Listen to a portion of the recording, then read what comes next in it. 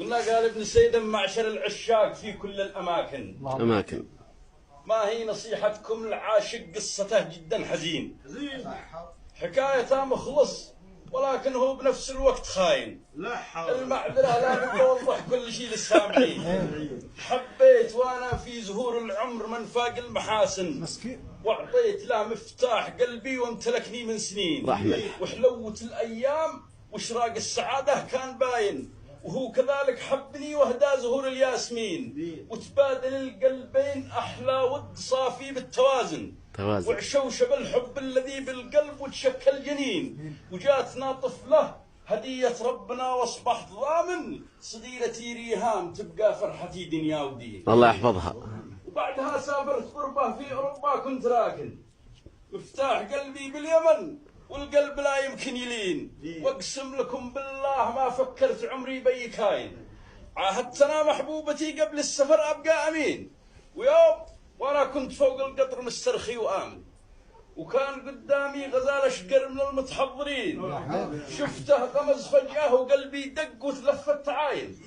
ظنيت ما هو لي وعاودها وخلالي دفين كم هير وانا سرت قالت لي هوري وقلت فاين اي لايك يو قالت وبعد اي لايك يو سيد مسجين وقلت يو الكم ولكن ما على شكلي مفاتن معناه مهند ذي بحلقة نور حق التركيين انا قبيلي في ريم الغالية عايش وساكن يمكن تسرعتي وقالت ناو اعجابي يقين سيلنت خلتني دقايق هكذا ما انا بكاهن وما يقود العشق ما يعرف حواجز يا ظنين لما سمعت اي لافيو قلبي يتحول اونلاين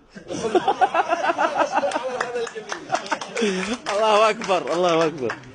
لما سمعت اي لافيو قلبي يتحول اونلاين وخنت ذي عاهدتها غصبا على هذا الجبين سافرتنا والفاتنا ساعات في عمق الجناين ولا افترقنا بعد ذاك اليوم فترة عايشين زوجتها نفسي وهي نصرانية طبعا ولكن مرت سنة حتى اسلمت صارت بكشف المسلمين علمتها القرآن والسنة وتكبير المآذن صليتنا والفاتنا طاعة رب العالمين. على العموم هذه نهاية قصتي حق الطباين وباقي أشياء تعرفوها كلكم متأكدين من طاح بين اثنين بتحداه لو يقدر يراهن إن السعادة في حياتها مستمرة آسفين. الحب الأول هو أساس المسألة ظاهر وباطن وما أتى بعده يسمى حب لكن مش ثمين. جود باي.